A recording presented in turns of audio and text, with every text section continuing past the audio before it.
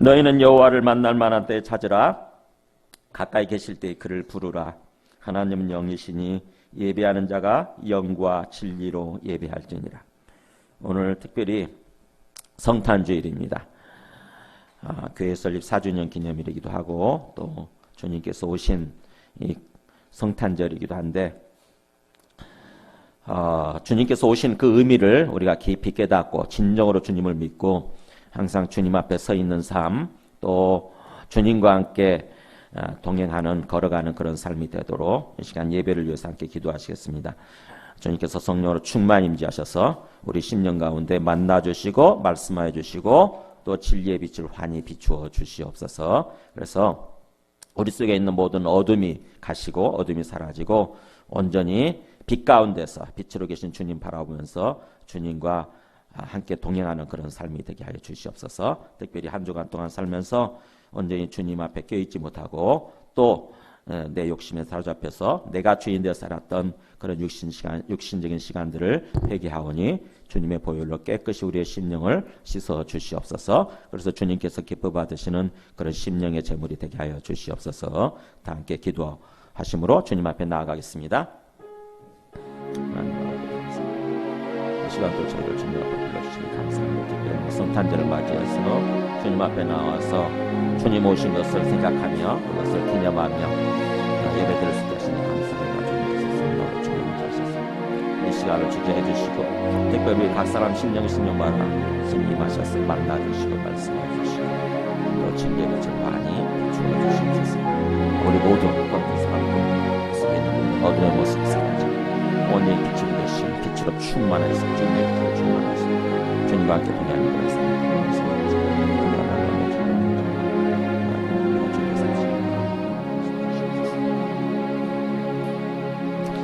만일 우리가 우리 죄를 자백하면 그는 미쁘시고 의로우사 우리 죄를 사하시며 우리를 모든 불의에서 깨끗하게 하실 것이요.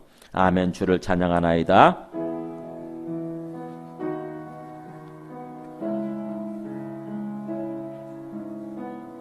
가사를 생각하고 가사에 우리의 마음을 실어서 우리의 마음을 올려드리겠습니다. 아멘. 주를 찬양하나이다. 아멘.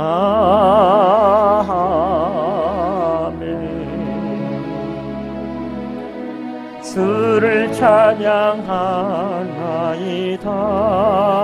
아멘. 아멘.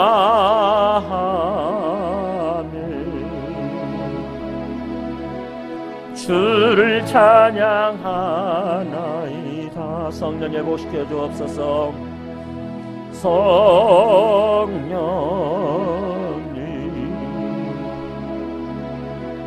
회복시켜 주옵소서. 아멘. 성령님 치유해 주옵소서. 치유하여 주옵소서. 아멘.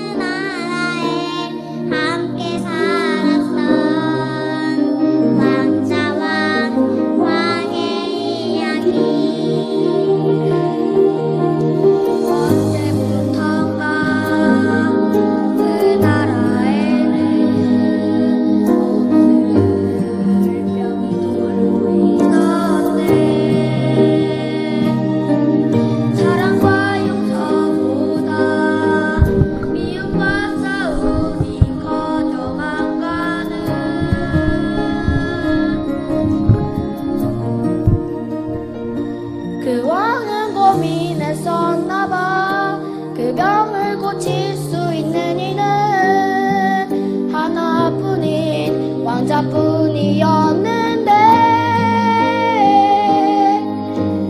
그걸 모르는 어리석은 백성이 왕자님을 해치게 될 것을 알았던 거야. 내 왕자님이 말했대. 사랑하는 저들을 위해서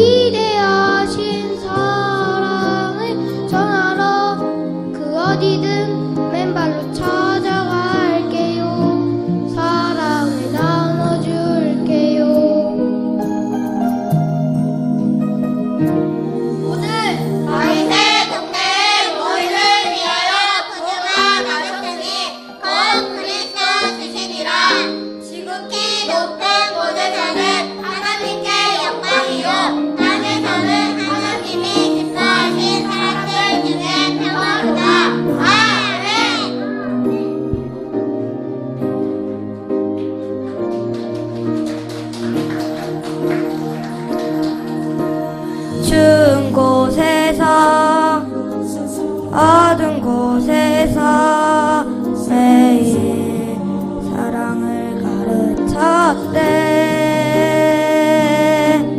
항상 기뻐하라고 기도하며 감사하며 살라고.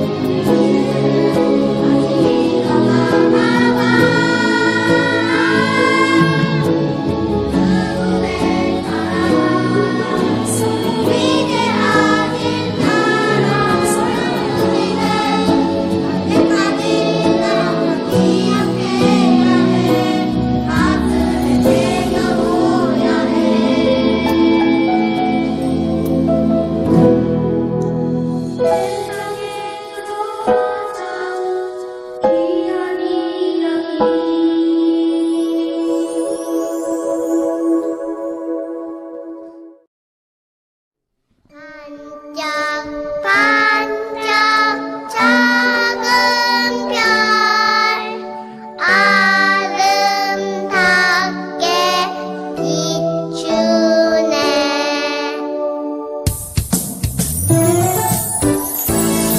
반짝반짝 예수님 별 아름답게 비추네. 예수님이 태어나신 날 축하드려요. 손을 들고 예 높이 뛰며 예 예수님 생일 축하해요. 춤을 추며 예 노래하며 예 함께 소리 높여 메리 크리스마스. 하나 둘 셋 넷. 반짝반짝 예수님 별 아름답게 비추네. 예수님이 태어나신 날 축하드려요.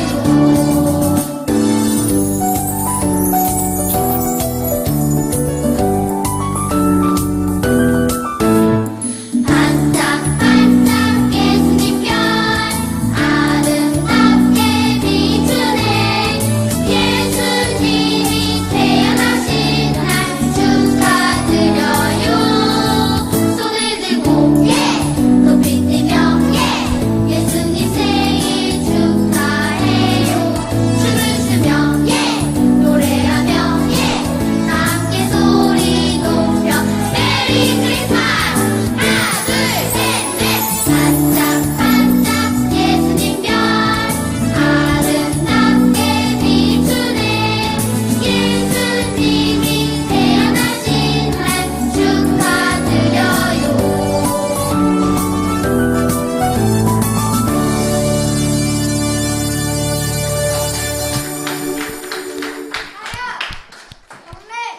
메리 크리스마스. 너는 시내가에 심은 나무 하나님의 사랑하네. 하나님의 사랑 믿음 뿌리 내리고 믿음 뿌리 내리 주의 뜻대로 주의 뜻대로 주의 뜻대로 주의 뜻 항상 사세요. 항상 사세요. 아멘. 잘 서 계세요. 하나님 아버지 감사합니다. 주님께서 저희들의 가정을 또 사랑하셔서 이렇게 귀한 자녀들을 영원한 하나님 나라의 기업으로 보내주시니 감사합니다. 이 아이들에게 생명을 주시니가 바로 주님이시고 또 장차 이 아이들의 삶을 통해서 또 영광 받기를 원하시는 이가 바로 주님이신 줄 믿사오니 항상 주님께서 불꽃 같은 눈동자로 이들의 건강과 안전을 지켜주시고 또 이들의 삶을 주님께서 인도하시며 친히 주님께서 양육하여 주시옵소서. 좋은 친구 만나게 해주시고 좋은 선생님 만나게 해주시고 또 좋은 교육 환경 만나게 해주셔서 세상의 악에 유혹받거나 또 거기서 물들지 아니하고 거룩한 주님 나라의 자녀로서 자라나고 또 장차 주님 손에 귀하게 붙들려 쓰임받는 그런 사람들이 되도록 주님 축복하여 주시옵소서. 또 집에 두고 온 우리 사랑하는 자녀들도 동일하게 주님께서 주님 되어주시고 그들의 앞길을 주님께서 인도하여 주시옵소서. 예수님의 이름으로 축복하며 기도드리옵나이다. 아멘. 아멘.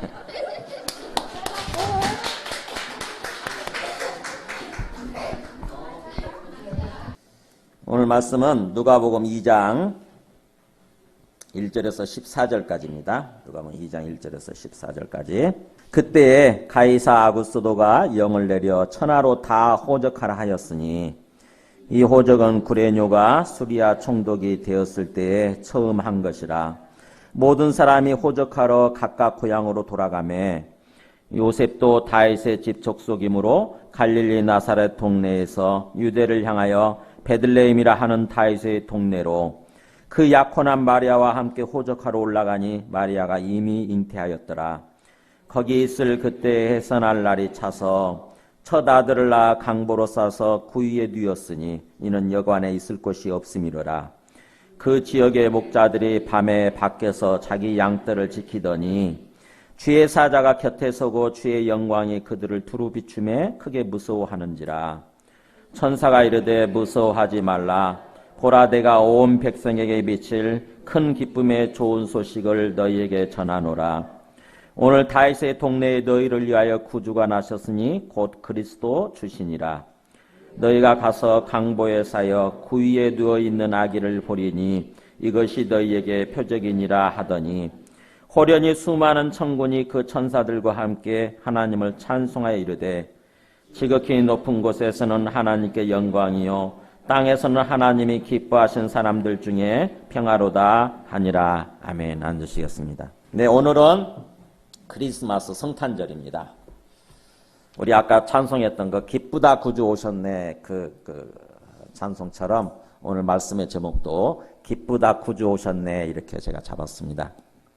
근데 제가 이 기쁘다 구주 오셨네 기도 가운데서 이렇게 말씀 제목을 잡아놓고 저중에 주초에 잡지요. 잡아놓고 근데 마음속에 제가 막 기쁨이 없는 거예요. 특히 엊그제 그 제천 화재 사고를 보면서 마음에 기쁨이 없는 거예요. 여러분 그렇죠? 슬프잖아요. 너무나 많은 사람들이 어떻게 화재 사고로 인해서 그렇게 30명 가까이 29명이나 죽게 되나. 그리고 또 하나 보니까는 가만히 보니까는 이번 화재 사고뿐만 아니라 계속 연이어서 터지지 않습니까? 그죠?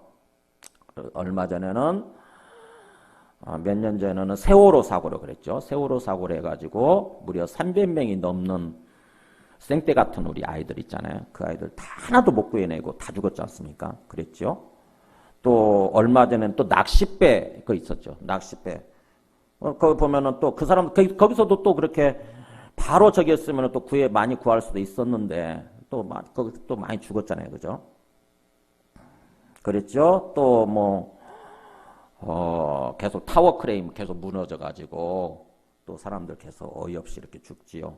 그랬다가 또 엊그제 결정적으로 제천 화재 그렇게 나가지고 특히 그 2층에 있는 남자들은 그래도 많이 피했는데 여자들 같은 경우에 2층에 있었음에도 불구하고 그 비상문만 열렸으면 대부분 살 수 있었는데 또 누군가가 문을 깨줬으면 유리창문을 깨줬으면 많이 살 수 있다고 그러잖아요. 거의 다 살 수 있었다고 하지 않습니까? 그런데 그렇게 하지 않는 바람에, 하지 안 되는 바람에 그냥 그렇게 많이 죽은 걸 보면서 많은 생각이 드는 거예요. 여러분도 그렇지 않습니까? 그죠? 도대체 왜 이런 일이 자꾸 일어나지? 이런 생각이 들지 않습니까? 왜 이렇게 이런 일이 자꾸 일어나고, 왜 사람들은 자꾸 이렇게 살까? 보면은, 뭔가 그런 어떤 일들이 일어난 걸 보면은 우리가 교훈을 좀 얻을 만도 하잖아요. 아, 저렇게 잘못하면 저런 식으로 어느 순간에 그 사건, 사고, 재앙이 나에게 닥칠 수 있구나.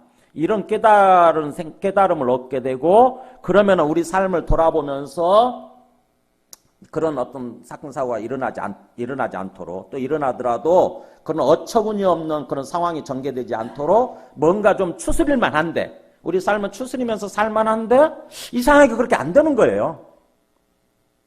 그냥 뉴스를 보면서도 그냥 지나갑니다.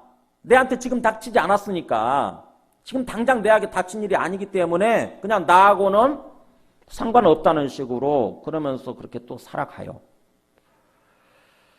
얼마 전에 그 세월호 사고가 터졌을 때 그 아이를 잃은 그 어떤 어머니가 하는 얘기가 항상 제 마음속에 이렇게 울려요. 뭐라고 그랬냐면은, 그동안 수많은 뉴스를 보면서, 그런 사건, 사고 뉴스를 보면서 이런 일이 나에게 터질 줄은 몰랐다.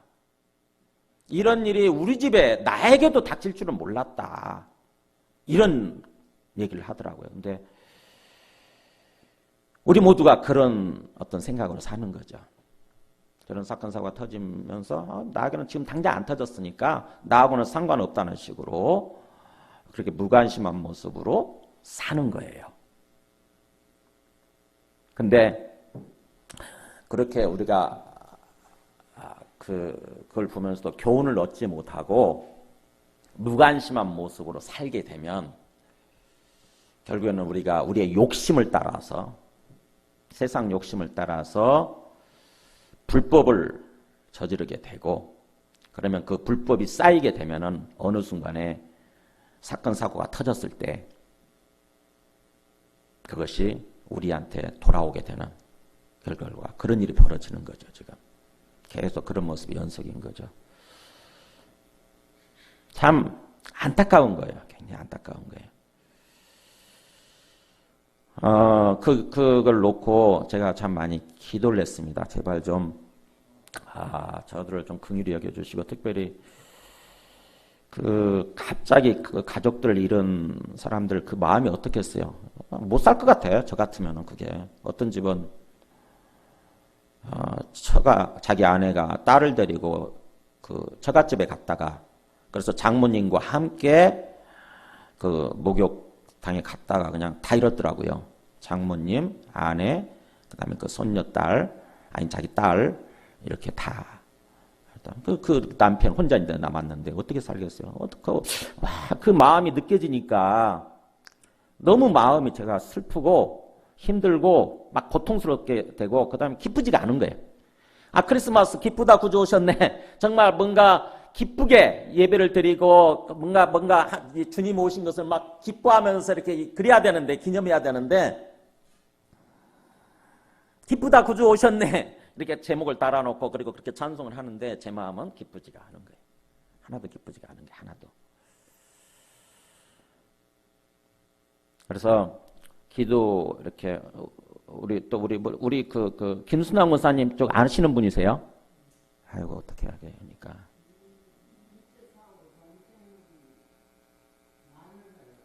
아이고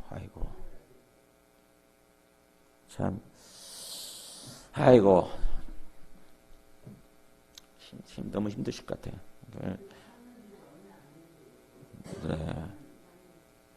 경제적으로도 너무 저기 할 텐데, 아무리 보험 들었어도 29명이나 되는 그거 보상비 주고 어찌고 하면은 너무 힘드실 텐데. 어쨌든 제가 그걸 놓고 여러분은 어떤 생각이 드셨는지 모르지만 저는 너무 고통스러웠어요. 왜 이런 일이 자꾸 반복이 될까? 그러면서 이런 일을 통해서 주님께서 우리에게 생각하기를 원하시고 깨닫기를 원하시고 주시고자 하는 교훈이 뭘까? 이렇게 기도하는 가운데 이 말씀이 생각나더라고요. 우리 그 누가복음 보고 있잖아요. 13장 1절에서 5절까지 보면 이렇게 나오죠. 그때 마침 두어 사람이 와서 빌라도가, 그때 그 빌라도 총독이죠. 갈릴리를 지배하고 통치하고 있었던 빌라도가 어떤 갈릴리 사람들의 피를 그들의 제물에 섞은 일로 예수께 하려니. 그러니까 빌라도 총독이 갈릴리 사람들을 죽인 것 같아요. 갈릴리 사람들을 죽여가지고, 빌라도가 로마 사람 아닙니까? 로마가 무슨 어떤 그 어떤 제사를 지낼 때 그 갈릴리 사람들을 죽여가지고 같이 뭔가 그 피의 제물을 드린 것 같아.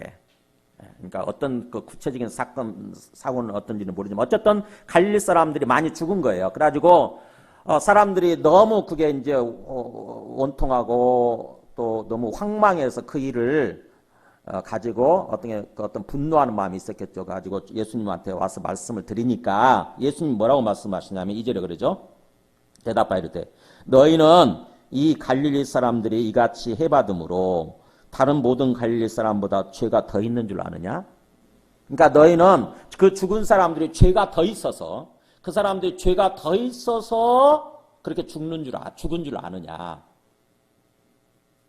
그러니까 사람들 마음속에 그런 생각 할 수 있잖아요. 우리가 수많은 사람들이 저렇게 뭔가 또 사건 사고를 만나가지고 저렇게 어처구니없는 모습으로 막 죽는 것을 보게 되면 저 사람들 도대체 무슨 죄를 저질렀길래, 무슨 죄를 지었길래 저렇게 되나, 이렇게 생각을 할 수 있잖아요. 근데 예수님 그러시는 것입니다. 3절에 너희에게 이르노니 그 말은 굉장히 강조하는 편이에요. 내가 너희에게 분명히 말하노니, 그런 뜻입니다. 내가 너희에게 분명히 말하노니 아니다라는 거예요. 아니다. 그 사람들 죄가 더 있어서 그런 게 아니다. 그러면서 너희도 만일 회개하지 아니하면 다 이와 같이 망하리라. 너희도 만일 회개하지 않으면 다 그런 모습으로 망하게 돼 있다. 그렇게 말씀하시는 것입니다. 그러면서 하나 예를 또 드세요. 4절에 또 실로암에서 망대가 무너져서 치어 죽은 18사람이 예루살렘에 거한 다른 모든 사람보다 죄가 더 있는 줄 아느냐? 그러니까 얼마 전에 그랬다는 거죠. 그 예루살렘에 있는 망대, 뭔가 적군이 오는 것을 이렇게 지켜보는 어떤 그 망대가 있어요. 전망대. 이게 무너져 내린 것 같습니다. 이게 무너져 내려가지고 18명이 죽었어요. 근데 그 얘기를 하면서 그 죽은 사람들이 다른 예루살렘 그 사람들보다 죄가 더 있어서 그렇게 된 줄 아느냐. 우리가 그런 식으로 생각하기 쉬운 거죠. 여러 가지 사건 사고로 말미암아 수많은 사람들이 저렇게 어이없이 죽어서 저렇게 하는 거 보면은 도대체 저 사람들은 무슨 죄를 저질렀길래, 무슨 잘못 저질러서 저런가, 이런 생각을 하기 쉬운 거죠. 그래서 죄가 더 있어서 그런 줄 아느냐. 예수님 말씀하시죠. 5절에 너희에게 이르노니 내가 너희에게 분명히 말하노니 아니다 그래요. 아니다. 너희도 만일 회개하지 아니하면 다 이와 같이 망하리라. 무슨 말입니까? 네. 그 사람들이 우리들보다 죄를 더 지어서 그렇게 어떤 그 재앙을 당하게 되고 망하는 것이 아니라 우리들도 그들이나 똑같다고 하는 것입니다. 우리들도 그들이나 똑같대요. 하나님 보실 때는 다 똑같은 죄인이고 그런 사람들인데, 그래서 우리가 처한 상황이, 우리가 처한 이 세상이 있잖아요. 우리가 살아가고 있는 이 세상 자체가 사실은 굉장히 뭔가 그 죄악된 세상, 그것으로 말미암아 다 결국에는 멸망할 수밖에 없는 그런 세상이라고 하는 거죠. 우리를 둘러싸고 있는 세상이. 근데 그래서 우리가 진정으로 그걸 회개하지 않으면, 우리의 죄에 대해서 회개하고 진정으로 주님을 받아들이지 않으면, 진정으로 주님을 믿어서 주님 앞에서 삶을 살지 않으면 언젠가 우리도 똑같이 그렇게 화를 당하고 망할 수 있다라고 하는 그런 얘기라고 하는 거죠. 얘기. 그러니까 이 세상 자체가, 지금 우리가 살아가고 있는 이 세상 자체가 죄와 불법이 무성하고요. 그래서 그것 때문에 사탄이 계속 이끌어가는 세상이에요. 사탄이 통치하고 있는 세상이거든요. 근데 사람들은 영적 세계를 알지 못하는 거죠. 영적 눈을 뜨지 않으면 보이지 않는 세상, 영적 세상을 알지 못해요. 그래가지고는 이 보이는 이 세상이 전부인 것처럼 그렇게 사는 거죠. 그래서 자기 자신도 모르게 사탄을 따라가는 거예요. 사탄을. 근데 사탄이 이끌어가는 삶의 방향이나 목표는 뭐냐면은 우리를 멸망시키는 거거든요. 이 땅에서도 우리 삶을 멸망시키고 그 다음에 장차 영원한 멸망으로 이끌고 가게 되는 거죠. 그래서 우리가 진정으로 회개하지 않으면, 진정으로 회개해서 주님을 받아들이지 않으면, 주님을 주님으로 믿고 그 앞에서 살지 않으면 너희들도 똑같이 그렇게 될 수 있다. 언제든지 똑같이 될 수 있다. 남의 일이 아니다. 그게 좀 시간적인 차이가 있을 뿐이지 다 언제든지 그런 일을 당할 수 있다 라고 지금 말씀하시는 것입니다. 그러니까는 우리가 당장 내한테 안 닥쳤으니까 저건 남의 일이야, 나하고 상관없어라고 룰루랄라 하면서 사는 것이 아니라 저걸 보면서 깊이 생각하고 깨달아야 되는 거예요. 깊이 생각하고 깨달아야 되는 거예요. 특히 진짜 회개하고 내 죄를 회개하고 주님을 주님으로 받아들여서 주님 앞에서 정직하게 또 양심적으로 불법을 저지르지 아니하고 주님 앞에서 사는 것입니다. 그래야 그나마 우리 삶이 지켜지게 되는 거예요. 안전하게. 세월호 사고 일어났을 때 그 해경들의 그 대처하는 모습 보세요. 화가 나지 않습니까? 그죠? 어떻게 300명이나 되는 사람들 다 죽이냐고. 한 명도 못 구하고 거기서. 막 그야말로 그냥 뭔가 당황하는 모습으로 있잖아요. 제대로 제대로 체계적으로 하지 못하잖아요. 낚시배 사건도 마찬가지 아닙니까? 그 낚시배 뒤집어졌을 때 생각해 보세요. 그걸 구조하러 배가 언제든지 그런 사고가 일어날 수 있을 텐데, 그렇다고 한다면은 그것을 구하기 위해서 그 해경을 거기다 세우고 그다음에 바닷가에다 뭔가 그걸 해놨지 않습니까? 조치를 취해놨잖아요. 그죠? 구명정, 구조정이죠. 그거를 2대를 줬지 않습니까? 근데 그 한 대가 고장났대요. 또 그때. 그래서 고치러 보냈다는 거야. 빨리 고쳐야지. 그러면 빨리 고쳐서 대비를 하고 있어야지. 그리고 또 한 대를 고치러 보냈으면 한 대 같은 경우는 항상 준비를 하고 있어야 되잖아요. 근데 뭐예요? 또 그 나머지 한 대마저도 또 여러 배에다 묶어놓은 거예요. 여러 배 사이에다 묶어놓은 거야. 근데 사건 사고가 터진 거죠. 그래가지고는 헐떡거려 그 배를 끌러가지고 이제 가야 되는데 다른 배들하고 다 묶어놨으니까 그 뭐예요? 그 배들, 푸른 배들을 또 그걸 다시 원상복귀 시켜놓고 묶어놓고 또 가려고 그러니까 시간이 또 거기서 또 지쳐야 되고. 그리고 그 해경들이 그렇게 지금 그 사람들 계속 뭔가 더 구해달라고 지금 뱃속에 갇혀 있다고. 그러면 제한된 공기, 산소를 마시면서 지금 버티고 있는 상황인데 어슬렁 걸어가는 모습 보셨어요? 구해야 될 사람들은 어슬렁 걸어가는 거예요. 결국에는 수많은 사람들 거기서 14명이 갇혀 있는 상태에 죽었지 않습니까? 결국 숨 못 쉬어서 죽은 거예요, 그게. 그렇죠? 타워 크레인 계속 똑같은 사고, 똑같은 거 잘못하면서 계속 무너져서 죽지요. 그 다음에 이번 화재 사건도 20명이나 되는 사람들이 그 2층에 있던 20명이나 되는 여자들이 다 죽었는데 그랬대잖아요. 그 화재 감식 어제 이렇게 보면서 보니까 누군가가 유리창만 깨줬더라고 한다면 누군가가 그 유리창만 깨줬다고 한다면 다 살 수 있었다고 하는 거예요. 그리고 비상문도 사실은 안 열리고 잠겨있는 상태에 안 열렸다고 하는 거죠. 그러니까 가만히 보면은요. 결국에는 사람들이 무덤덤하고 무책임한 모습으로 계속 뭔가 하면은 그냥 남의 일이다. 절대로 어떤 그런 이상한 사고는 내한테는 안 일어날 거다. 이런 생각을 하니까는 그냥 내가 뭔가 그 불법, 현실적인 불법뿐만 아니라 하나님의 법이 아닌 게 불법이에요. 하나님의 모습, 하나님의 뜻대로 살지 않는 게 이게 불법이거든요. 하나님 앞에서 양심적으로 정직하게 깨어있는 모습으로 살지 않는 것. 온전히 하나님을 주님으로 모시고 주님이 주님 되시는 모습으로 살지 않는 것. 그게 불법인데 그것을 행하면서도 못 느끼는 거죠. 못 느끼는 거야. 이게 결국 그 엄청난 어떤 부메랑이 돼가지고 내한테 어떤 화가 닥칠 거라고 하는 생각은 꿈에도 안 하는 거예요. 꿈에도 안 하는 거예요. 괜찮겠지. 괜찮아. 뭐 이 정도는 괜찮아. 그러면서 사는 거죠. 계속해서. 그 순간 그랬다가 어느 순간 때가 되면 터지거든요. 항상. 불법이 쌓이면 때가 되면 반드시 터지게 되어 있습니다. 그래가지고 어처구니없이 우리가 그 화를 또 당하게 되는 그런 일들이 계속 반복이 되고 있는 거죠. 앞으로 어떨까요? 네, 반복될 거예요. 앞으로도 계속 또 터집니다. 큰 사건 사고는 또 터질 거예요. 계속해서 터질 거예요.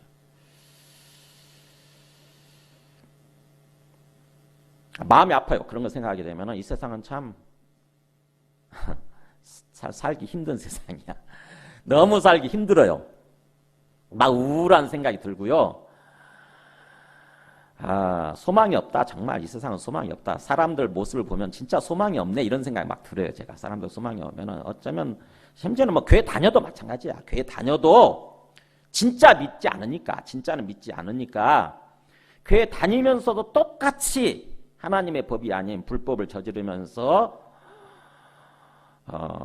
내가 주인 되어서 오직 어떤 이 세상의 어떤 탐욕만을 추구하면서 욕심만을 추구하면서 그렇게 살지요. 그랬다가 결국에는 전혀 예상하지 못했던 그런 일이 안 일어날 거라고 생각했던 그런 사건 사고가 터지면서 하루아침에 다 잃어버리는, 하루아침에 다 잃어버리는. 그것을 위해서 살았는데 그걸 다 잃어버리는 거예요. 어느 순간 그것이 내 건가 된 거 싶었는데, 그죠?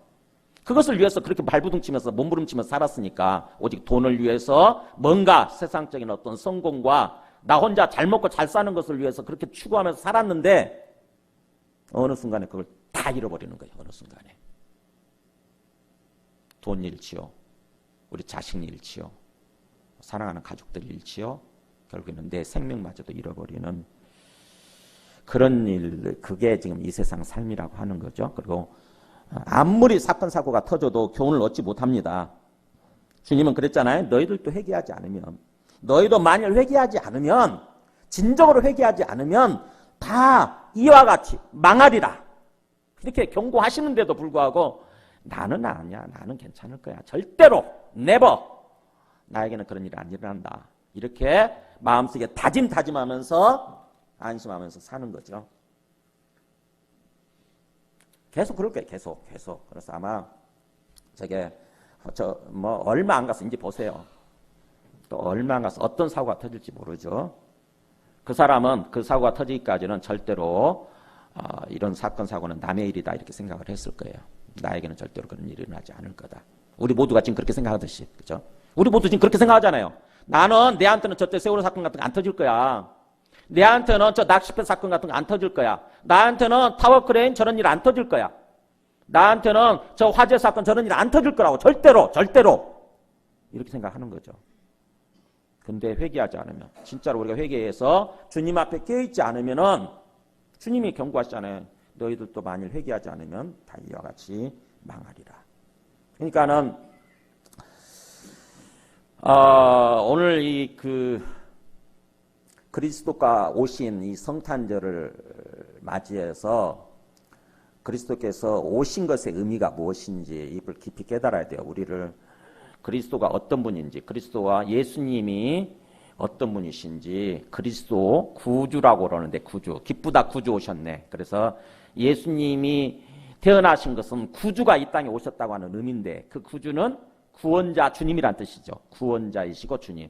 근데 도대체 우리를 뭘 구원하기 위해서, 뭘로부터 우리를 구원하시기 위해서 오셨다고 하는 의미인지, 그래서 우리가 구원받았다고 한다면 어떻게 이 세상에서 어떤 삶을 살아야 되는지 그것을 깨닫는 것이 오늘 이 말씀의 핵심 메시지입니다.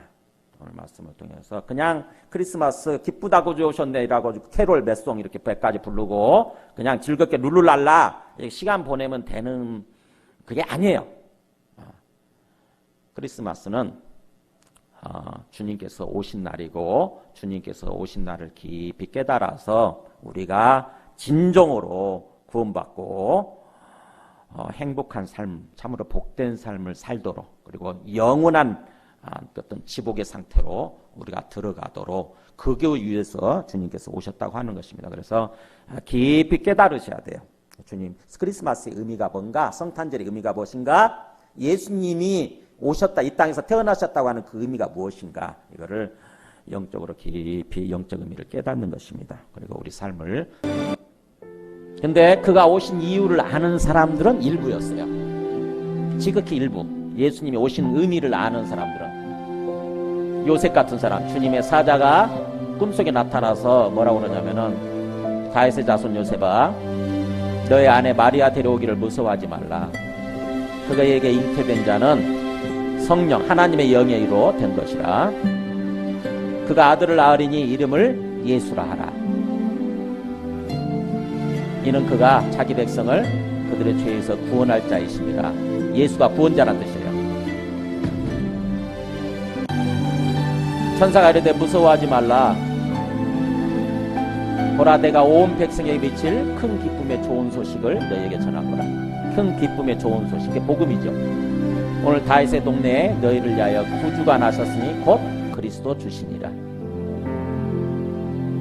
아기 예수가 이 땅에 오신 이유, 그것은 우리를 죄에서 구원하시기 위해서 오신 것입니다.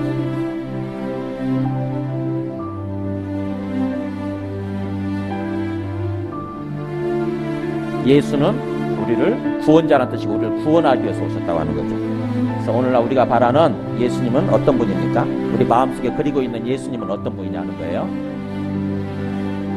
우리가 사는 이 시대도 그 2000년 전처럼 예수님 오실 때처럼 여러 면에서 참 힘든 시기를 살아가고 있습니다. 소망이 없는 거죠. 우리의 소망은 어디에 있습니까? 뭐에다가 소망을 두고 살아갔습니까? 오늘 당신은 무엇을 생각하나요?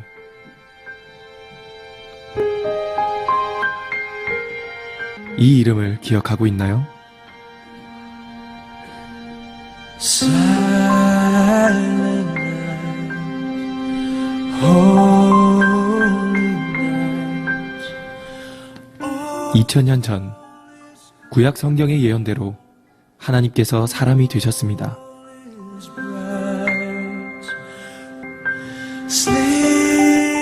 이사야 53장의 예언대로 우리 대신 죽으셨고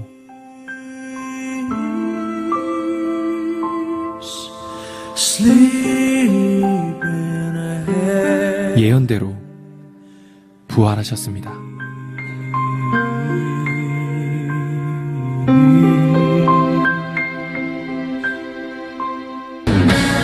예수님께서는 모든 눈물과 죄와 죽음을 깨뜨리시고 영원한 천국을 약속하셨습니다.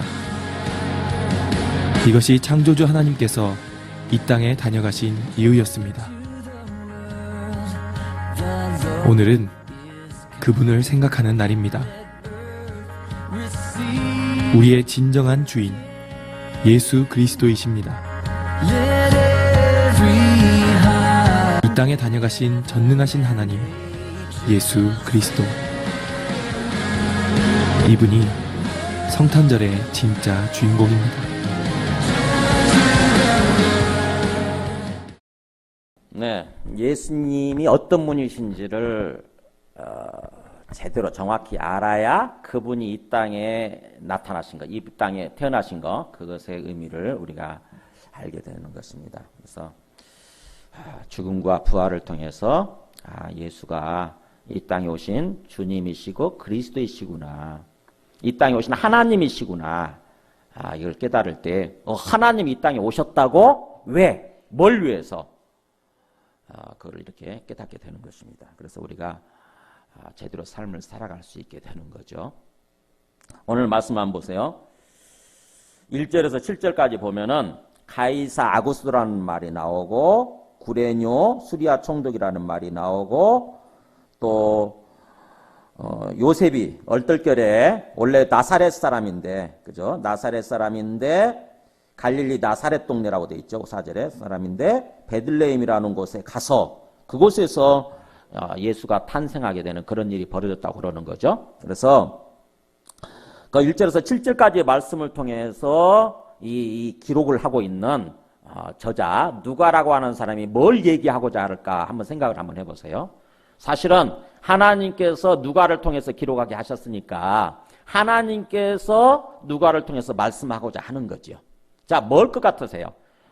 왜 예수님 그냥 탄생하셨다라고 얘기하면 될 텐데 왜 갑자기 전혀 예수님과는 상관없을 것 같은 세상의 통치자, 가이사 아구스라는 말을까지 끌어내면서 얘기를 할까요? 가이사 아구스도가 어떤 사람이냐면 정확히 이름을 얘기하면 옥타비아누스 황제예요. 가이사 아구스도 해가지고 옥타비아누스 황제. 그러니까는 가이우스 옥타비우스죠. 가이우스 옥타비아누스. 그래가지고 이 사람이 BC 27년부터 AD 14년까지 살았던 사람. 그러니까는 예수님이 AD 1세기에 태어난 거라고 보는 거잖아요. 그죠? 정확히는 BC 4세기지만 어쨌든 그 시대에 예수님이 태어난 그 이쪽 저쪽 시대에 걸쳐서 살고 통치했던 사람이 이 옥타비아누스 황제인데 이 사람이 얼마나 통치를 잘했는지 로마의 최고 번성기예요. 이때가 로마의 최고 번성기. 전무후무한 그야말로 그래서 모든 길은 로마로 통한다고 그러면서 했던 그 시대 이게 팍스 노마나라고 그러죠. 팍스 노마의 평화 시대. 그야말로 최고의 번영기를 구가했던 그 시대의 황제가 이 옥타비아누스 황제예요. 이 옥타비아누스가 조금 더 세금을 거두기 위해서 조금 더 군사들을 끌어모으고 세금을 더 거두기 위해서 한 게 뭐냐면은 호적명령을 내린 거예요. 호적명령, 호적 등록. 다 누구나 자기 고향에 가서 자기 태어난 고향에 가서 다 호적 등록을 해라. 그래야 정확하게 밝혀지잖아요. 왜냐하면은 현재 살고 있는 상태에서 호적 등록을 하게 되면 사람이 다 옮기기 때문에 그죠? 이사 다니고 움직이고 있기 때문에 정확한 등록이 안 되는 거예요. 정확한 조사가 안 잡혀요. 그러니까는 자기가 태어난 고향에 가서 호적지에 가서 호적 등록을 해야 정확하게 밝혀지는 거거든요. 그래서 호적 명령을 내린 거예요. 호적 등록 명령을 내린 거죠. 그래서 그 명령 때문에 사람들이 다 그랬잖아요. 3절에 보면은 모든 사람이 그랬잖아요. 모든 사람이 호적을 하기 위해서 다 자기 고향으로 이렇게 가는 것입니다. 아마 기한이 있었을 거 아닙니까? 언제까지 하라고. 그러니까 다들 서둘러서 바삐 가는 거죠. 그래서 요셉도 원래 고향이 그 다윗의 집 가문 출신인 거죠. 다윗 가문 출신이니까. 그래서 베들레헴이죠. 베들레헴으로 가는 것입니다. 근데 그곳에 그때 마침 약혼하고 있었던 마리아를 함께 데리고 가는 거예요. 그때 그 마리아가 잉태를 하고 있었는데 베들레헴에 있는 동안에 마침 출산일이 돼가지고 거기서 아기를 낳게 되고 그게 바로 예수님이고 예수님이 베들레헴에서 탄생하게 되는 출생하게 되는 그런 배경이라고 하는 것입니다. 그러니까는 보세요. 원래 예수님 내버려뒀으면 예수님이 어디서 탄생하는 거예요? 갈릴리 나사렛에서 원래 태어나게 돼 있었던 거죠. 근데 만약 예수가 그리스도이시고 이 땅에 오기로 되어 있던 그런 메시아라고 한다면은 갈릴리에서 나면 안 되는 거예요. 어디서 태어나야 되냐면 어떻게 예언이 되어 있었냐면은 베들레헴에서 태어나게끔 예언이 되어 있었다고 하는 거죠. 미가서 5장 2절에 베들레헴 에브라다야 너는 유다 족속 중에 작을지라도 그러니까 작은 지역이에요. 아주 작은 시골 같은 조그만 지역이에요. 그런데도 불구하고 이스라엘을 통치할 자가 다스릴 자가 그러니까 전체 하나님의 백성을 통치하게 될 왕이신 분이 너에게서 내게로 나올 것이라. 그러면서 그의 그분의 그 근본 어떤 근본은 상고의 영혼에 있느니라. 이게 무슨 말이냐면은 사람의 몸으로 오시긴 하지만 인간의 자식으로 태어나긴 하지만 그분의 근본은 사실은 상고적부터 영혼부터 계시는 분이라고 하는 거죠. 즉 다시 말하면 신이시다. 신. 하나님이시다라고 하는 거예요. 그분이 베들레헴에서 태어나게 돼 있다고 하는 거죠. 그러니까 하나님이신 분이 베들레헴에서 태어나게 돼 있다는 거예요. 그래서 그분이 우리를 구원하기 위해서 오시는 메시아 구주라고 하는 것입니다. 이게 미가서에 예언이 되어 있는 거예요. 몇백 년 전에. 그러니까는 예수님이 만약에 구원자라고 한다면 메시아라고 한다면은 갈릴리 나사렛에서 태어나면 안 되는 거예요. 그게. 반드시 예언된 말씀대로 베들레헴에서 태어나야만 된다고 하는 거죠. 근데 보니까는 뭐예요? 우연찮게. 그야말로 기가 막힌 우연 아닙니까? 하필이면 그때 옥타비아누스 황제가 호정령을 내리게 되고 그래가지고 어쩔 수 없이 기한이 제한되어 있다 보니까 그곳에 가게 되고 약혼녀 마리아를 데리고 가게 되고 그래서 그곳에서 호적을 등록하려고 그러니까 뭐예요? 거기서 태어나게 된 거예요. 기가 막히지 않습니까? 자, 이것을 통해서 하나님께서 말씀하시고자 하는 게 뭐예요? 첫째는 예수님이 베들레헴에서 태어난 것은 분명한 역사적 사실이다라는 거죠. 분명한 역사적 사실이다. 언제적 얘기인 줄 아느냐? 옥타비아누스 황제 얘기다. 옥타비아누스 황제 때 얘기다. 그 사람이 실제로 호정령을 내렸다. 그 나온대. 역사적 기록이 나와 있어요. 성경에 기록이 없는데 다른 역사적 역사가들이 기록해 놓은 기록에 옥타비아누스 황제가 이때쯤에 호정령을 내린 게 기록이 남아 있는 거예요. 그게 나와 있는 거예요. 그러니까 분명하게 예수님이 그때, 하필이면 그때 그렇게 해서 베들레헴에서 태어난 게 역사적인 분명한 사실이고, 그 다음에 또 뭐냐, 어쩌면 그렇게 어떤 그 하나님의 예언된 말씀이 성취되지 않을 수도 있었는데, 그냥 가만히 있었으면, 그죠? 가만히 있으면 이 예언된 말씀이 성취되지 않을 수도 있었는데, 신기하게 그렇게 이상하게 옥타비아누스라는 사람이 호정령을 내리면서 그곳에 가서 이렇게 등록하러 가는 바람에 거기서 태어나게 되는 것을 보면서 하나님의 말씀은, 하나님의 예언된 말씀이 그대로 성취됐다고 하는 거죠. 그걸 보면서 뭐예요? 이 역사는, 우리 인간의 역사라고 하는 것은 누가 뒤에서 역사하고 있느냐, 누가 뒤에서 주관하고 있느냐? 하나님께서요. 하나님께서. 그걸 하나님의 섭리라고 그래요. 섭리. 섭자가 다스릴 섭자예요. 다스리는 이치. 하나님께서 통치하시는 이치. 이게 섭리예요. 그러니까 하나님께서 통치하시는 그 이치가 있다고 하는 거죠. 하나님께서 뒤에서 보이지 않는 곳에서 계속 역사하시면서, 인간들의 마음속에 역사하시면서 자기 이 구원의 역사를 전개시켜 가는 거예요. 펼쳐가시는 거예요. 그러니까 지금도 보이지 않지만 우리 인간을 구원하시려고 하시지 않습니까? 그죠? 하나님께서 구원하신다고 하잖아요. 그렇다고 한다면 우리 구원이 하나님의 섭리, 하나님의 역사에 의해서 반드시 이루어지게 돼 있다고 하는 거죠. 어떤 일이 있어도, 아무리 사람이 그것을 방해하고 또 사탄이 수많은 사건 사고를 일으켜서 그걸 방해한다 할지라도 하나님의 그 구원의 어떤 그 역사, 계획은 절대로 실패하지 않는 거예요. 반드시 이루어지게 돼 있다고 하는 거죠. 이렇게 예수님의 초림, 예수님께서 태어나신 것이 하나님의 섭리에 의해서 반드시 그 예언된 말씀대로 그대로 이루어졌다고 한다면 장차 우리를 완전히 구원하시는, 구원의 완성을 이루시기 위해서 오시는 예수님의 재림은 어떻게 될까요? 그건 혹시 실패하는 게 아닐까요? 요한계시록 22장 보세요. 보라, 내가 속히 오리니 내가 줄 상이 내게 있어 각 사람에게 그가 행한 대로 갚아주리라. 그러니까 예수님이 다시 반드시 속히 오신다고 말씀하시면서 그분이 이렇게 말씀하세요. 자, 보세요. 13절 같이 읽습니다. 나는 알파와 오메가요, 처음과 마지막이요, 시작과 마침이다. 자, 예수님이 어떤 분이라고요? 나는 알파 오메가다 말은 영어로는 알파가 A예요. A이고 오메가는 Z예요. 우리 식으로 하면은 우리 그 기억, 니은, 디귿 이렇게 얘기하잖아요. 그러니까 우리가 예수님이 기억이고 뒤에 끝에 문자가 히읗이잖아요. 히읗. 이런 뜻이에요. 그러니까 즉 다시 말하면 처음과 마지막이다. 이런 뜻이에요. 그래서 시작과 마침이다. 그러니까 예수님이 이 역사의 시작이고, 우리 인간 역사의 시작이고, 또 예수님이 우리 인간 역사의 마침표라는 것입니다. 그러니까 예수님께서 우리 인간 역사를 시작하셨고 그것을 마지막 마무리 지으시는 분도, 끝내시는 분도 예수님이시라는 거예요. 그렇다고 한다면은 예수님께서 우리 구원을 위해서 초림하신 것도 그렇게 하나님의 역사에 의해서 이루어졌다고 한다면은 나중에 예수님이 다시 오시는 것도, 그게 우리 역사, 인류 역사의 마침표잖아요. 그것도 누가 하시냐? 하나님께서 예수님을 통해서 그렇게 하신다고 하는 거죠.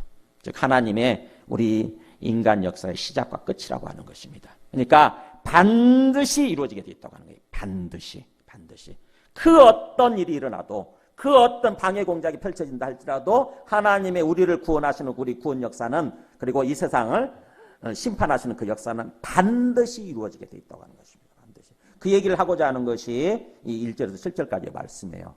실제 이 인류 역사의 이야기를 통해서 그곳에서 태어나신, 그래서 하나님의 예언된 말씀을 이루신 그것을 통해서 앞으로 우리의 역사도, 앞으로 우리의 구원의 역사도 반드시 그게 이루어지게 돼 있다고 하는 것, 하나님의 역사에 의해서 이루어지게 돼 있다고 하는 것을 지금 말씀하고자 하는 것입니다. 그렇다고 한다면 항상 우리가 이 시대를 바라볼 때, 우리가 세상을, 우리 인생을 바라보고 우리가 살아가고 있는 이 세상을 바라보면서 항상 누구를 염두에 두냐면은 주인이신, 그분의 주인이신 이 하나님, 예수님을 생각하는 거예요. 우리 역사의 주인이신, 항상 하나님을 의식하고 사는 삶을 살아야 돼요. 하나님을 의식하는 삶, 또 이 땅에 오시게 되어 있는 예수님, 예수 그리스도 주님을 의식하는 삶. 우리가 인정하든 인정하지 않든 간에, 우리가 받아들이든 받아들이지 않든 간에 그분의 뜻대로 이루어지게 돼 있다니까요. 그 얘기를 지금 하고자 하는 거예요. 그러니까 그렇다고 한다면은 안 받아들이는 사람, 그래서 그걸 의식하지 않고 사는 사람들이 손해죠. 그렇잖아요. 그 뜻대로 이루어지게 돼 있다고 한다면은 그것을 그대로 받아들여서 인정하고 그 속에서 살아야 되는 거잖아요. 그 얘기를 하고자 하는 것입니다. 그러면서 이제 두 번째 보세요. 그렇게 태어나셨을 때 8절에서 그 12절까지 11절까지 한번 보세요. 8절에서 12절까지 보면은 그렇게 태어나시고 난 다음에 그 소식이 이 땅에 드디어 구주가 오셨다. 이 땅에 예수 그리스도 하나님의 아들, 하나님이신 분이 드디어 이 땅에 오셨다라고 하는 소식을 우리 생각 같으면은 어떻게 할 것 같으세요? 아마 보통 우리 생각 같으면은 뭔가 아주 화려한 모습으로 등장을 하시고, 그래가지고는 온 천하에 그냥 그 어떤 텔레비전을 통해서나 이렇게 뭔가 인터넷을 통해서 어떤 생중계가 될 것 같아요. 근데 보세요. 누구한테 그 소식이 먼저 전해지나? 8절에 보세요. 태어나시고 나서 그 지역에, 베들레헴 지역이죠. 베들레헴 지역에 목자들이 밤에 밖에서 자기 양떼를 지키는 거예요. 그러니까는 양을 치는 목동들이 그것도 밤에.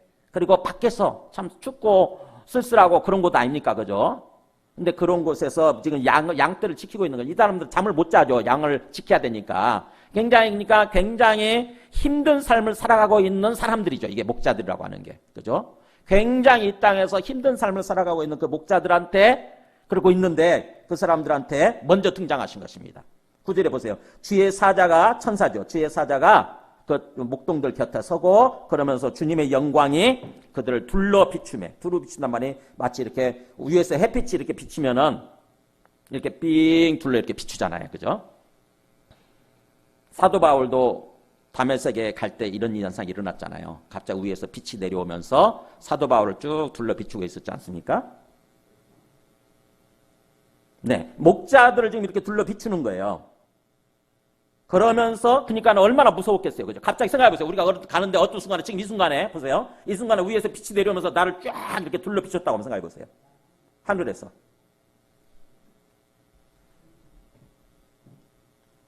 그때 무서워하니까 10절에 그러죠. 천사가, 나타난 천사 뭐라고 그럽니까?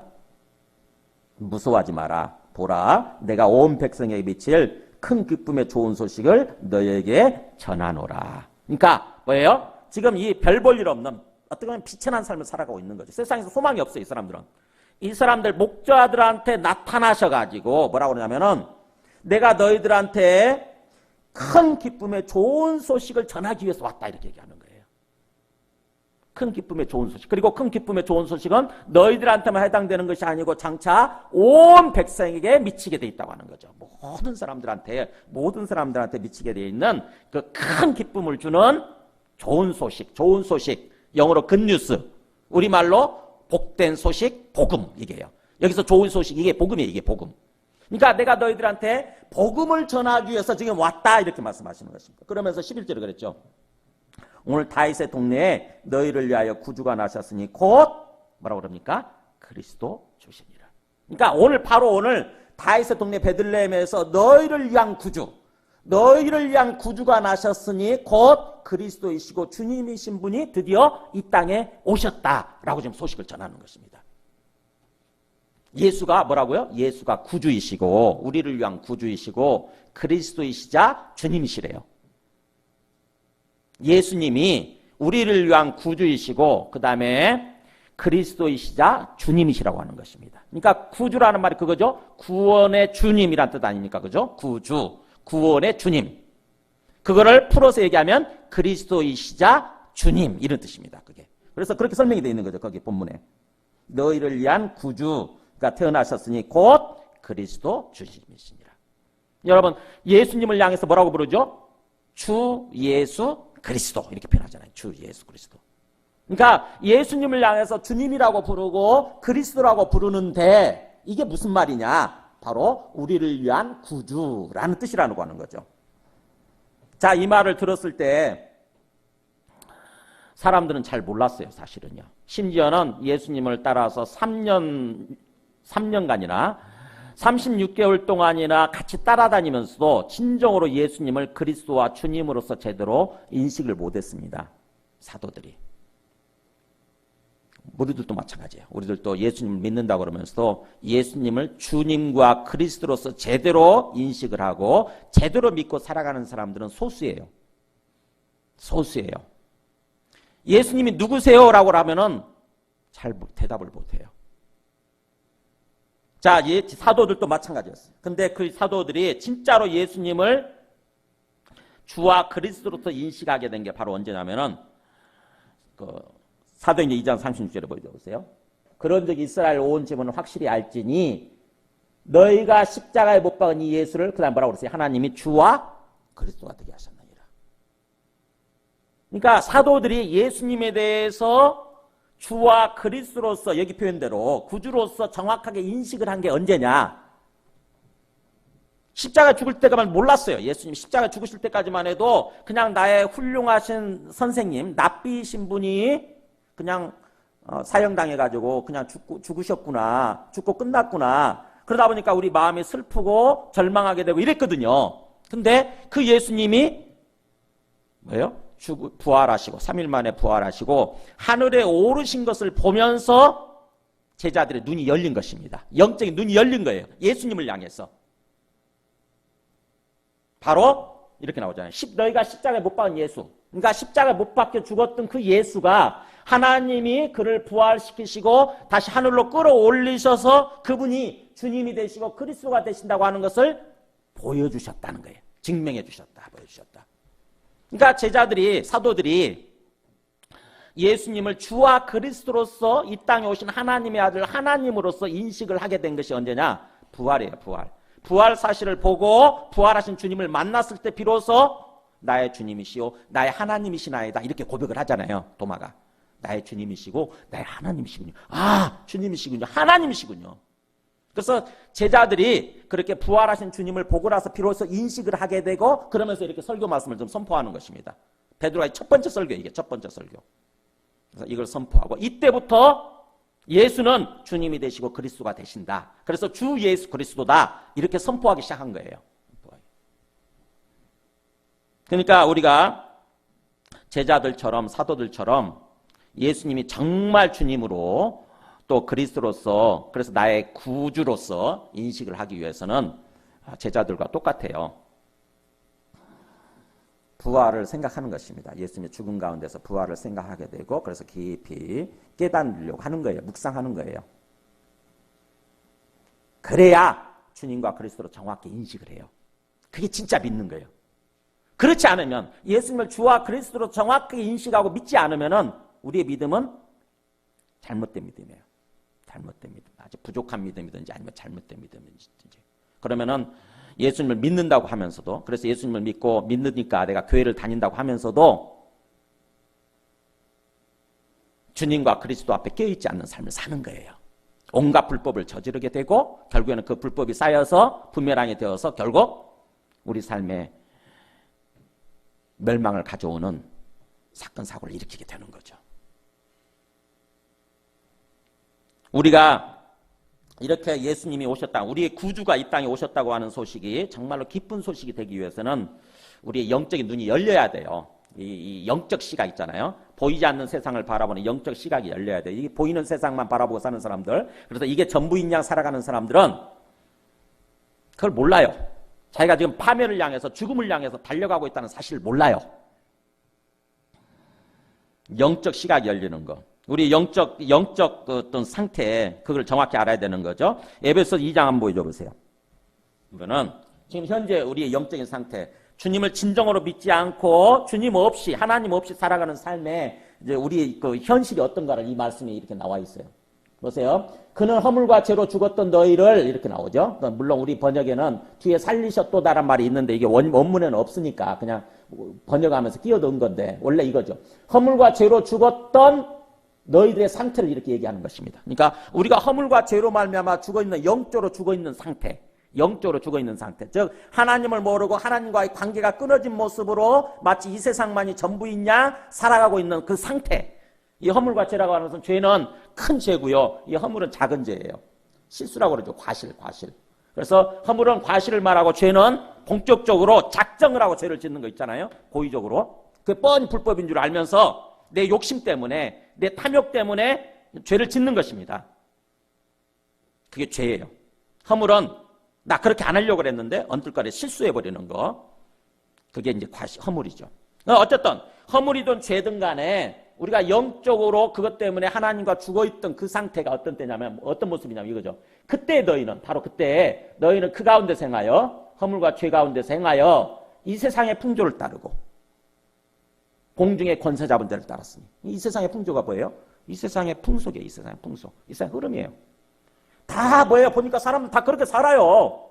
다 조금이라도 돈을 더 벌기 위해서, 조금이라도 내 탐욕을 추구하기 위해서 적당히 무시하고 적당히 덮어두고 그렇게 사는 것입니다. 다 이 세상 풍속이 그래요. 그러니까 나도 그렇게 사는 것입니다. 나도. 그렇게 해야 내가 조금 더 뭔가 내가 더 이익을 얻을 수 있고 조금 더 손해보지 않고 조금 더 내 탐욕을 만족시킬 수 있으니까 그렇게 살아요. 이 세상 풍속을 그렇게 따른다고 하는 것입니다. 허물과 죄로 말미암아 영적으로 내가 죽어있을 때는 하나님 앞에서 내 삶을 비춰보지 못하니까, 그죠? 하나님 앞에서 나를 비춰보지 못하는 거예요. 하나님 앞에서 하나님의 관점에서 이 세상을 바라보지 못하는 거예요. 하나님의 관점에서 우리 인생을 바라보지 못하는 거예요. 그러니까 보이는 게 전부가 되니까, 이 세상이 전부가 되니까 그냥 내 욕심을 따라서 사는 것입니다. 그게 이 세상의 풍조를 따르고 그런 뜻이에요. 그러면서 영적으로 보게 되면은 공중의 권세 잡은 자를 따랐으니 곧 지금도 불순종의 아들들 가운데 역사하는 영이라. 그러니까 그렇게 이 세상의 풍조를 따라가고 있는 사람들, 영적으로 죽어 있어가지고 살아가고 있는 사람들은 영적인 관점에서 보게 되면은 자기도 모르게 공중의 권세 잡은 자, 이 공중이 이 하늘 말하는 거예요. 지금 이 세상 하늘, 여기서 통치하고 있는 자가, 권세 잡고 통치하고 있는 자가 있는데 그게 바로 누구냐면 지금도 불순종의 아들들 가운데 역사하고 있는 영, 즉 마귀죠. 마귀, 사탄의 영이에요. 마귀가, 사탄이 그 영적인 존재니까 안 보이죠. 안 보이는데 사람들 마음속에다가 자꾸 어떤 생각을 불어넣고 어떤 욕심을 불러일으키고 그래가지고 그것을 따라서 불법을 저지르게 만들고 그렇게 살게 만든다고 하는 거예요. 그러니까 우리도 그렇게 될 수 있다고 하는 거죠. 어느 순간에 하나님과의 관계가 끊어져 있으면, 영적으로 죽어 있으면 이 세상의 풍조를 따라가고 있는데 그게 바로 사탄을 주인으로 모시고 사탄이 역사하는 대로, 사탄이 우리 마음속에 생각을 부어넣는 대로 사탄의 뒤를 따라서 사탄을 숭배하면서 사탄을 주인으로 모시고 살고 있다고 하는 거예요.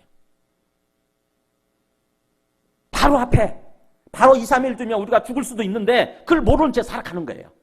바로 내 앞에 천길 낭떠러지가 있어요. 천길 낭떠러지가 있는데 그걸 영적으로 눈이 어두워져 있으니까, 장님이니까 못 보는 거예요. 이게 앞에 있는 절벽을 못 보는 것입니다. 그러니까는 저기 보니까 정말 맛있어 보이는 풀이 있는 거예요. 그러니까는 뭐예요? 양이 눈이 어두운 상태에서 뭐예요? 그 풀만 보고 달려가는 거죠. 그냥 풀만 보고. 마치 우리 인간이 그런 존재라고 하는 거죠. 당장 2, 3일 뒤에 우리가 죽을 수도 있는데 그걸 모르는 거예요. 생각해 보세요. 이번에 화재도 사실은 30분 전에 그 천정 고치는 어떤 공사를 했대잖아요. 그러면서 그 천정에서 불이 쏟아진 거 아닙니까? 그 공사한 사람들 제가 볼 때는 뭔가 잘못한 것 같아요. 뭔가 그 얼음을 제거하고 뭔가 열선을 처리했다는데 거기서 불이 확 쏟아지더라고요. 화면을 보니까, CCTV 화면을 보니까. 그리고는 불과 1분도 안 돼가지고 불이 그 건물을 덮어버리더라고요. 와, 무섭대요. 정말 무섭대. 와, 불이 일어나니까요. 딱 1분도 안 되는데 불이 그냥 그 1층 전체를 쫙 타오르더라고요. 누가 상상이나 했겠어요? 그 공사한 30분 전에 공사한 사람이 누가 상상이나 했겠어요? 여태까지 한 번도 사고 안 일어났는데 내가 적당히 한다고 해서 무슨 사고가 터지겠나 싶었겠죠, 그죠? 사람은 몰라요. 사람은 이 영적인 눈이 어두워져 있으면은 30분 뒤에, 1시간 뒤에 어떤 일이 일어날지 아무도 모르는 거야. 아무도 모르는 거예요. 우리가 2, 3일 뒤에 어떤 일이 일어날지 어떻게 압니까, 지금? 그잖아요. 그냥 괜찮겠지 하는 거죠. 지금까지 괜찮았으니까. 괜찮을 거야. 뭐가 어쨌다고. 이렇게 하면서 사는 거예요. 근데 그렇게 우리 마음속에 그런 생각을 하도록, 그렇게 살도록 자꾸 역사하고 있는 존재가 뭐냐?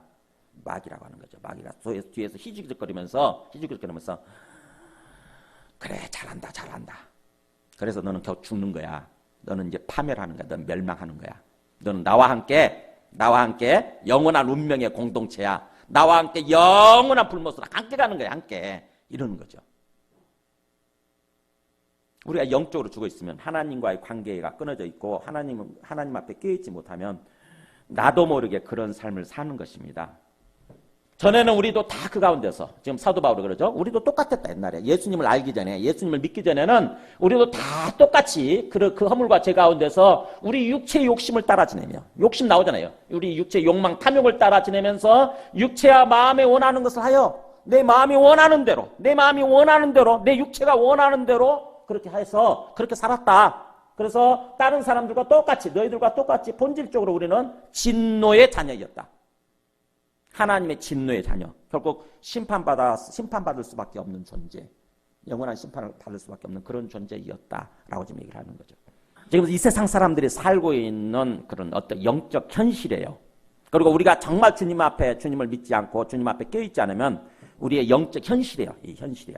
이것을 알아야 비로소 우리가 구원자를 이렇게 갈망하게 되는 거예요. 하나님, 이 세상을 바라보니까 정말 소망이 없네요. 이 세상을 보니까, 사람들의 모습을 보니까 소망이 없잖아요, 솔직히. 왜 저렇게 사고 살까 이런 생각 들지 않습니까? 맨날 사건 사고 터지는데도 불구하고 똑같이 또 반복하고 하는 걸 보면서 이 세상은 소망이 없어. 솔직히 보면은 미쳤어요. 제가 볼 때 진짜 미쳤어요. 그것을 보면서 괴로워하기도, 그들을 위해서 기도하기도 지쳐. 이제는 제발 좀 사람들 깨어나게 해주시고, 정말 사람들이 정말 하나님 앞에서 깨어있는 삶을 살게 해주시고, 제발 좀 저런 어떤 사건 사고가 미리부터 좀 예방해서 일어나지 않게 해주세요. 이렇게 기도하는데도 불구하고, 그리고 뭔가 저렇게 사건 사고가 터지면 저 사람도 없고 얼마나 정말 기도하지 않을 수 없잖아요. 고통스러우니까. 근데 계속 그게 반복되는 걸 보면서 나중에 진짜 이 세상은 소망이 없다 이런 생각이 드는 거예요. 정말 소망이 없다. 결국에는 시간 차이가 있을 뿐이지 다 망할 수밖에 없는 그 길을 지금 뻔히 알면서 가고 있는 거죠. 뻔히 들어가는 것입니다. 그런 우리에게, 그래서 구원자를 정말 좀 주님 구해주세요. 우리를 구해주세요. 이렇게 어떤 우리 힘으로는 안 되니까 뭔가 이 구원자를 갈망을 해야 되는 거죠. 구원자를 갈망하는 그런 마음이 있어요. 그래야 구원자가 오셨을 때 우리가 기뻐할 수 있는 것입니다. 생각해 보세요. 그 2층에 그 갇혀 있었던 사람, 가스를 마시면서 갇혀 있던 그 사람들한테 어떤 게 가장 기쁜 소식이었겠어요? 밖에서 뭔가 두드리면서 내가 문 열어드릴게요 이제. 아니면 밖에서 내가 유리창을 깨드릴게요. 이렇게 하는 그런 사람이 나타났다고 하면 얼마나 기쁜 소식이었겠죠? 그러면 다 살았을 거 아닙니까? 다 그렇게 하면 유리창만 깼어도 다 살았대요. 근데 거기 보세요. 소방차가 도착을 했는데 차들 불법 주차해놓은 차들 때문에 접근을 못하는 거야. 겨우 시간이 좀 지난 다음에 접근해가지고 막 유리창 깨가지고 차를 끌어내고, 사람들이 유리창 깨가지고 끌어내고 차를 좀 끌어낸 다음에 소방차가 접근을 해서 소방차 이렇게 펼쳐가지고 겨우 1시간 만에 한 명 구원한 거예요. 한 명 위에서 꼭대기에서 구했는데, 그 다음에 물을 뿌리기 시작하는데 또 어떻게 됩니까? 중간에 호스가 터진 거예요. 물 호스가 터져 중간에 물이 다 새나가는 것입니다. 그러니까 이 소방관들도 사실은 충분히 준비를 하지 않고 있었던 거죠. 결국 그것 때문에 그렇게 된 거예요.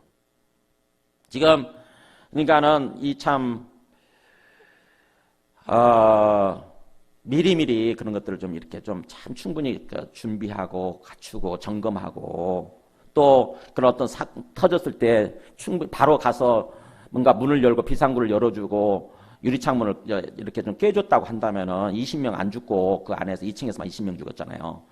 살려낼 수 있었는데, 어떤 사람은 안에서 문을 두드리고 문을 열어달라고 막 문을 긁는 바람에 지문이 없었대잖아요. 지문. 어떤 여자 지문이 없더래요. 손에.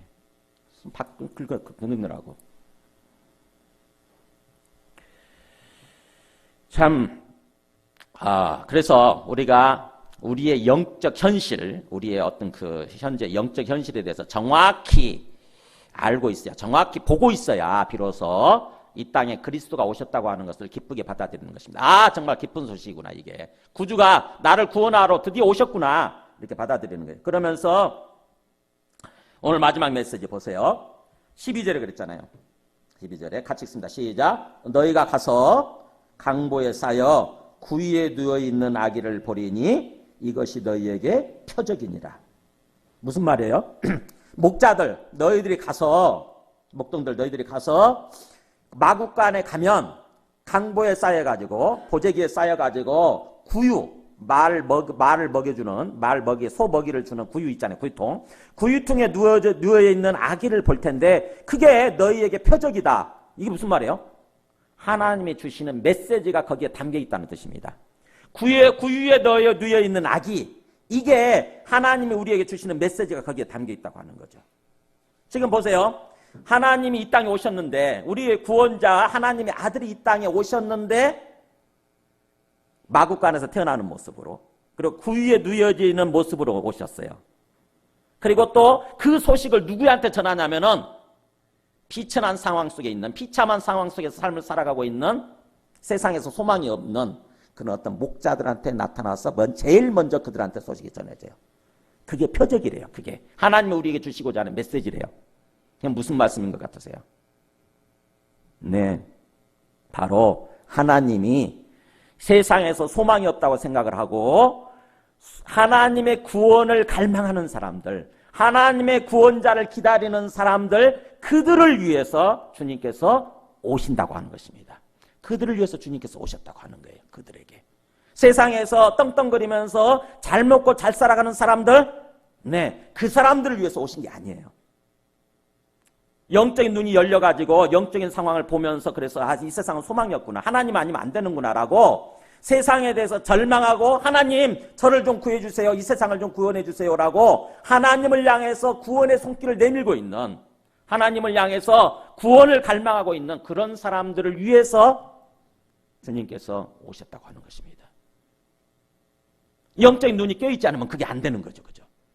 영적인 현실을 바라보고 있지 않으면, 직시하고 있지 않으면 그게 없는 거예요. 그저 내가 조금 뭔가 배부르고 등 따스는 상황이 되면은, 내가 아무 생각 없이 살아가는 거죠. 그냥 나 괜찮아, 이제.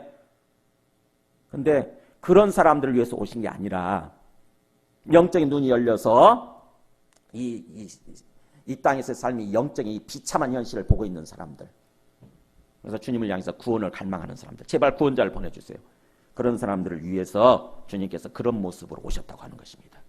그래서 강보에 누워있는 하나님의 아들 하나님, 생각해보세요. 마국간에 태어나서 구유에 누워있는, 강보에 쌓여가지고 구유에 누워있는 하나님, 이 세상의 왕, 이게 정말 역설 아닙니까? 그잖아요. 역설이잖아요. 온 이 세상에서 만약 왕의 아들이 태어난다면 어떤 모습이겠어요?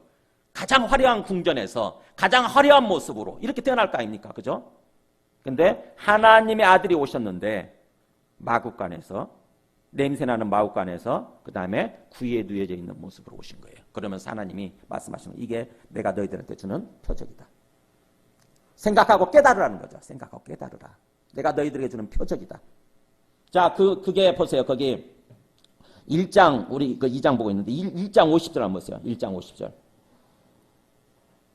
1장 50절부터 보세요. 긍휼하심이, 하나님의 긍휼이죠. 하나님이 우리를 불쌍히 여기시고 구원해 주시는 것이 두려워하는 자에게, 하나님을 알고 하나님을 인식하고 하나님 앞에서 두려워 떠는 자에게 대대로 이르는도다. 그러면서 그의 팔로 힘을 보이사, 하나님께서 그의 팔로 힘을 보이셔서 마음의 생각에 교만한 자를 흩으셨고 또 권세 있는 자를 그 위에서 내리치셨으며 비천한 자를 높이셨고 줄이는 자를 좋은 곳으로 배불리셨으며 부자는 빈손으로 보내셨도다. 이게 지금 마리아가, 예수님을 잉태한 마리아가 예수님을 낳기 전에, 예수님이 태어나시기 전에 일종의 예언처럼 노래하는 찬양이에요. 이게 예언처럼 앞으로 어떤 일이 펼쳐질 것인지, 예수님에 의해서 어떤 삶이 펼쳐질 것인지를 얘기하는 거예요. 이게 뭐예요? 마음의 생각에 교만한 자를 흩으시게 되고 하나님 앞에서 자기가 높아지는 것입니다. 마음이 교만하게 높아지면 그 사람들 반드시 흩으실 것이고, 그 다음에 뭐예요? 권세 있는 자를 그 위에서 내리치셨으며, 세상에서 조금 힘 좀 있다고, 권세 있다고, 권세를 가졌다고, 뭐 큰 소리 치면서 땅땅거리면서 뭔가 힘없는 사람들 핍박하는, 박해하는 사람들을 내리칠 것이고, 그 다음에 반면에 비천한 자, 세상에서 뭔가 소망이 없고 굉장히 힘들게 살아가는 사람들 있잖아요. 오직 하나님의 구원을 갈망하는 사람들을 높이시게 될 거고, 그 다음에 줄이는 자를, 굶주리 없는 사람들이죠. 굶주린 사람들을 좋은 것으로 배부르셨으며 반대로 부자는 빈손으로 보내셨다. 부자는 빈손, 가난하게 만드시는 것. 이게 앞으로 분명한 일어날 사실이기 때문에 일어날 일임에도 불구하고 과거 시제로 쓰는 거예요, 이게. 미래 일인데도 불구하고 과거 시제처럼 쓰는 게 반드시 그렇게 일어나게 되기 때문에. 이 모습이, 이 똑같은 노래가 한나가 그렇게 얘기를 해요. 한나가 노래를 그렇게 해요. 한나가 사무엘을 잉태하고 나서, 사무엘을 사실은 출산하고 나서 사무엘을 보면서 하나님을 그렇게 노래하는 것입니다. 하나님이 앞으로 이렇게 교만한 자들, 부자들, 떵떵거리는 사람들을 내리치실 것이고 다치실 것이고, 그 다음에 가난한 사람들, 힘없는 사람들, 이 사람들을 높이실 것이다. 그러니까 하나님 없이 자기가 뭐예요? 하나님 앞에서 높아진 사람들인 거죠. 하나님 자리에 앉은 사람들, 그 사람들 반드시 끌어내리실 것이고, 하나님 때문에 하나님 앞에서 두려워 떨면서 심령이 겸손하고 가난한 사람들을 높이실 거라고 하는 거죠. 그 일이 그대로 일어나요. 나중에 어떻게 됩니까? 사울이 그랬잖아요. 사울이 왕위에 앉았는데 어느 순간에 마음이 높아져가지고 지가 하나님처럼 떵떵거리지 않습니까? 하나님이 끌어내리시잖아요. 사울을 끌어내리시잖아요. 그 대신에 뭐예요? 비천한 목동이었던, 그죠? 비천한 목동, 한간 목동이었어요. 그냥 목동이었을 뿐인 다윗을 그 자리에 앉히시잖아요. 다윗을 올리지 않습니까? 엘리 제사장 가정도 마찬가지죠. 엘리 제사장이었어요. 그때 당시 제사장인데 그가 어느 순간에 자식에 대한 욕심 때문에 하나님을 무시하기 시작해요. 자식 때문에 하나님을 우습게 여기는 거야. 자식 때문에. 그러니까 결국은 어떻게 됩니까? 그걸 끌어내리십니다. 엘리 제사장 가정이 폭삭 망해요. 나중에. 그 자식들, 그렇게 유했던 자식 두 아들이 전쟁터에 나가서 그냥 다 죽어요. 그리고 엘리는 그 소식 듣고 의자에서 넘어지면서 목이 부러져서 죽어요. 그 가정이 완전히 망하는 것입니다. 그러면서 그 대신에 누가 가정이 세워지냐면 하나님 앞에 겸손했던 사무엘이 제사장으로 세워져요. 사무엘 가정이. 말이 한나가 예언한 그대로, 한나가 노래한 그대로 이스라엘 역사가 그대로 펼쳐져요. 그게 사무엘상 얘기예요. 사무엘상. 그렇듯이 지금 마리아가 예수님의 지금 출생을 앞두고 이 비슷한 노래를 하는 것입니다. 그렇다고 한다면 예수님으로 인해서 이 땅에서의 삶도 그대로, 이 세상도 그대로 펼쳐지게 돼 있다고 하는 거예요. 하나님을 의식하지 않다 보니까 내가 왕이 되고 내가 하나님에 대해서 교만해져 가지고 마음을 높이고 떵떵거리면서 사는 사람들, 큰 소리 치면서 사는 사람들, 예수님은 반드시 그 사람들 끌어내리시고 폭삭 망하게 만드시고, 하나님 때문에 하나님 앞에서 겸손하고 낮아지고 가난한 사람들, 그 사람들은 하나님께서 높이신다고 하는 것입니다. 하나님께서 살리신다고 하는 거예요. 이게 이 얘기예요. 그래서 하나님께서 주시고자 하는 메시지, 구유에 놓여있는 아기를 봐라. 이 미천한 목동들아, 가서 너희들도 비천하지만 지금 비천한 모습으로 오신 구유에 놓여있는 아기를 보라. 그것이 내가 너희들한테 주는, 세상에 주는 메시지다, 표적이다, 이렇게 말씀하시는 것입니다. 그래서 우리가 이 크리스마스 성탄절을 맞이해서 지금 이 예수님이 어떤 분이신지를, 예수님이 이 땅에 오셨다고 하는 게 어떤 의미인지를 우리가 깊이 깨닫고, 예수님이 나의 구주이시구나, 나의 그리스도와 주님이시구나. 그래서 그분을 그리스도와 주님으로 받아들여서 주님 앞에서 삶을 살아야 되는 거구나. 그분이 하나님이시고 그분이 주님이시면 뭐예요? 절대로 나를 높일 수 없죠. 그죠? 절대로 내 마음이 높아져서 내가 주인 되어서 내 욕심 때문에, 내 세상적인 욕심 때문에 하나님을 무시하고 그렇게 살 수 없다고 하는 것입니다. 그렇게 살면 안 된다고 하는 거죠. 그렇게 살면 반드시 끌어내린다고 하는 것입니다. 하나님께서 끌어내린다고 하는 거예요. 하루아침에 폭삭 망할 수 있다고 하는 것입니다. 그것이 오늘 성탄절의 의미예요. 성탄절의 의미, 그리스도가 오신 것의 의미. 이렇게 우리의 영적인 눈이 열려서 정말 주님의 관점에서 이 세상을 바라보고, 주님의 관점에서 우리 인생을 바라보고, 진정으로 주님을 믿고 주님 앞에서 겸손하게 우리 마음을 낮추어서 겸손한 모습으로 살아갈 때 우리는 행복한 삶을 살 수 있어요. 우리 영혼이 행복해야 우리 삶이 행복해요. 우리 영혼이 행복해야. 우리 영혼이 하나님과의 관계가 이렇게 연결이 돼가지고 하나님과 교제하면서 교통하면서 하나님과 함께 동행하는 삶을 살아야 우리 영혼도 행복하고 우리 영혼이 기쁘고 행복하고요. 그럴 때 우리 몸도 육체도 건강하게 살아갈 수가 있고, 그 다음에 우리 하는 일들도 형통하게 삶을 살아갈 수가 있어요. 근데 그 반대가 되면 어느 순간에 그 반대의 삶으로 우리가 전락하게 된다고 하는 것입니다. 우리 함께 찬송하고 기도하겠습니다. 찬송가 112장.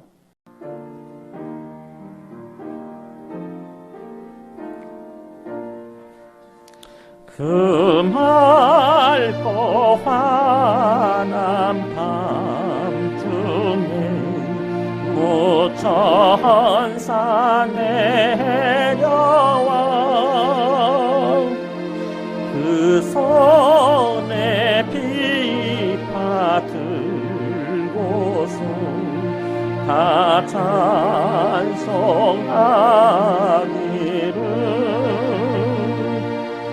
평강의 왕이 오시니 다 평안하여라.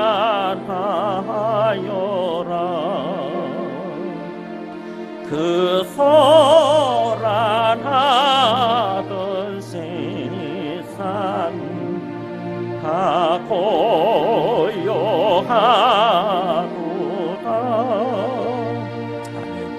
우리가 주님 앞에 서게 될 때, 주님을 진정으로 주님으로 마음속에 받아들여서 주님 앞에 서게 될 때 우리 마음속에 이 거친 마음들이 사라지고요, 불안과 두려움, 근심, 걱정, 이런 두려움이 사라지고 우리 마음에 평안이 주어지게 되는 것입니다. 그러면서 그렇게 소란스럽던 세상이 조용해진 듯한, 고요해진 듯한 그런 상태가 되는 거예요.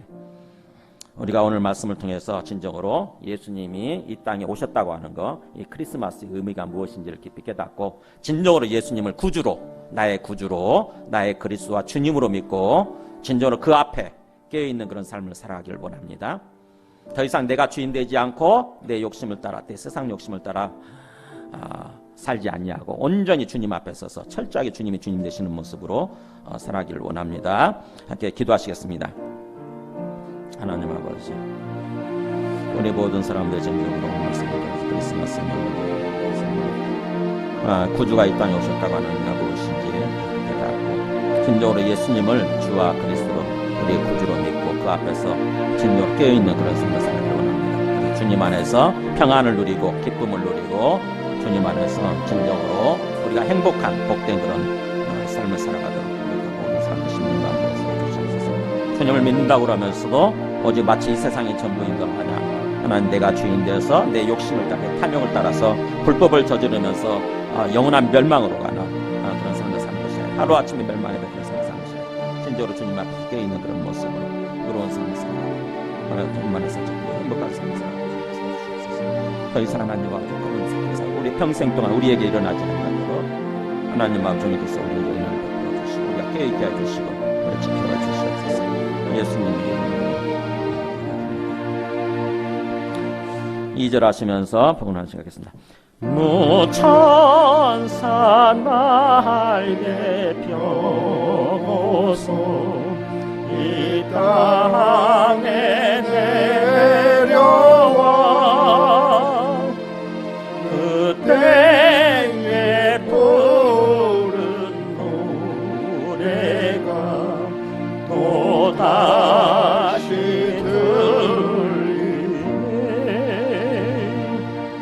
이 슬픈 많은 세상에 큰 위로 넘치고 온 세상 기뻐 뛰놀며 다 찬송하도다.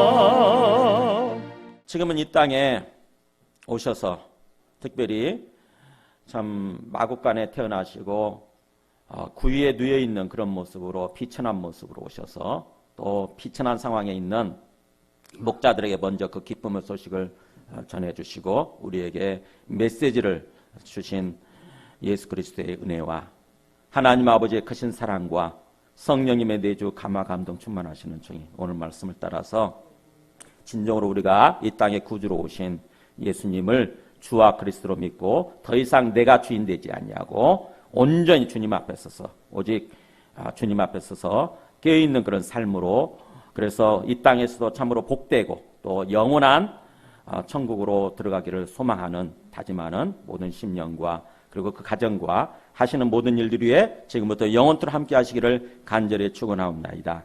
아멘.